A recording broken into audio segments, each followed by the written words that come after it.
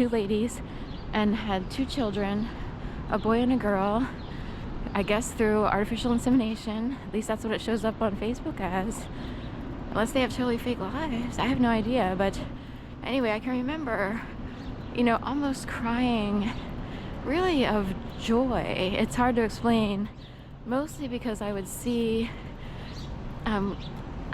people in the band front, like twirling flags, guys, and they seemed so liberated and happy. What came across to me was there are people who finally get to be themselves, or who finally are liberated from whatever was restricting them, which often, if you don't fit into the status quo, you're trying to free yourself of some sort of invisible constraints or restraints. It's hard to explain. A lot of people suffer a lot of depression because they cannot figure out how to be like whatever it is that makes people feel successful in quote unquote the straight world, if you will, the status quo. And what I saw in a couple of these men, older, twirling flags, was like they felt liberated from something that was a prison for them for many years, like for their whole lives potentially. Yeah, we had I think in the neighborhood there was a huge coming out period. It's like there's waves, so there's like decades here and there where people start to come out, and of course laws needed to be passed during the time period that I was more active, that volunteered with a lot of groups. They were still in the process of trying to pass laws, and those laws have been passed, so it's same-sex marriage and similar. That's where the Utleys lived, up there, the top 3 floors right on that corner. They were half of this side, the south side, and like 99% of the west side. I think there's one little unit tucked in on the side that might have 1 or 2 windows on the side, the west side. But they lived in 11, 12, 13, the top 3, which encompasses or consists, which is basically named the penthouse. You know, anyone up there is more than likely, I would guess, are all the units the same up there? It's hard to tell because when you're in the hallway, it's kind of puzzly. It's like the Motto hotels. When you're in there, it's like hard to know, you know, if all the units are similar or not. So, but they had 11, 12, 13. I got to take care of Jack, their pit bull, and Sam, their cat, when they went away. A handful of times, like 5 separate occasions, I did overnights for them.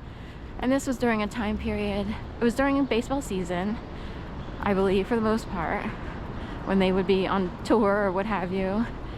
And Jen would have her first child. So I think they wound up with 2 kids. I'm not certain, but I know there's more than one.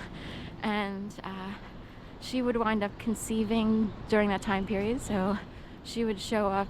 And in fact, it was a long enough time that she came in with her stroller, her mom, on 1 or 2 occasions. I kind of forget, because often in the dog walking world, you meet your clients once, at least, you know, for the first visit to get the lay of the land, and very often you rarely ever see them again. You just communicate through text or email.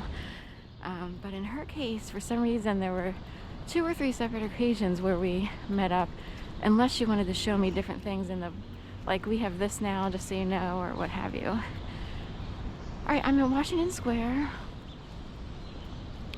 I'm on the southwest corner as we speak, walking inward. And I'll go through the center.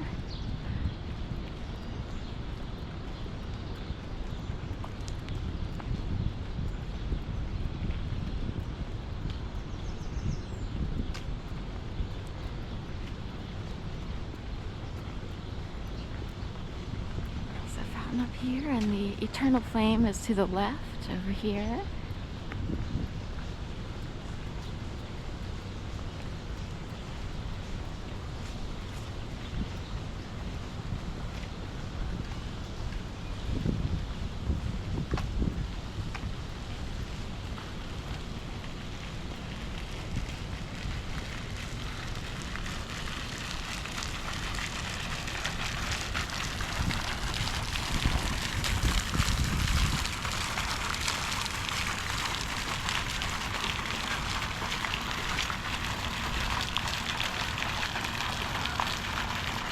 eternal flame is directly on the other side of that fountain.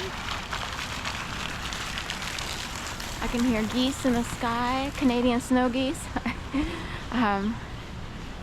honking away in the sky, heading on probably up to Schuylkill River. They are known to show up on either river, you know, Delaware or Schuylkill, but very often you can hear them honking their way up to, you know, Lloyd Hall, Boathouse Row, the Riverwalk.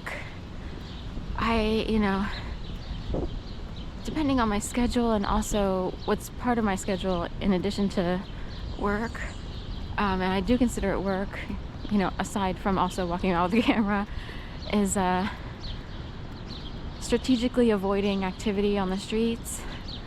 So that's become a stealth operation and job. I've actually got a pile of dirt over here. So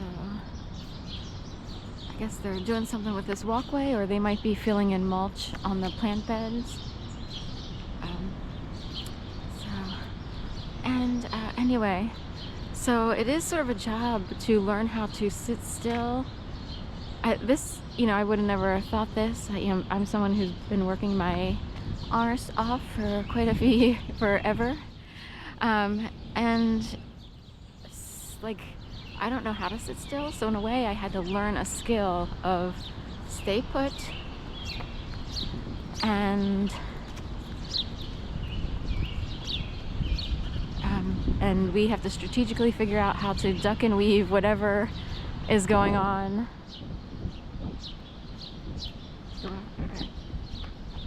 So I believe the 600-foot flag will be stretched here in the beginning. I've seen the 400 one because for many, I guess for, I don't know, for however many years they've had a 400-foot flag.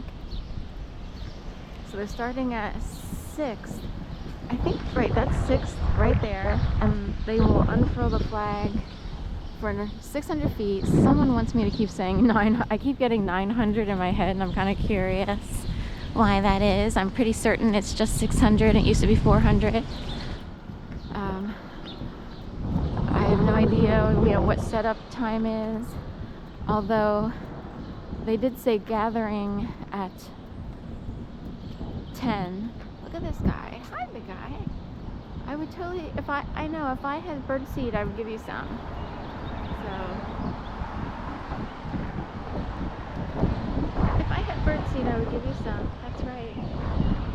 I would give you some, sweet bird. I know. Aww. So, anyway, that's the closest I've ever gotten to a bird, and this one looks pretty robust, so I don't know if it's a pregnant bird or a male bird, or but hopefully it might still be sitting there. I'm wondering if it's a pregnant bird who's sort of thinking. So anyway, folks will gather at 10. There's a special Lenape Indian tribe prayer blessing at 10:30. So they would be considered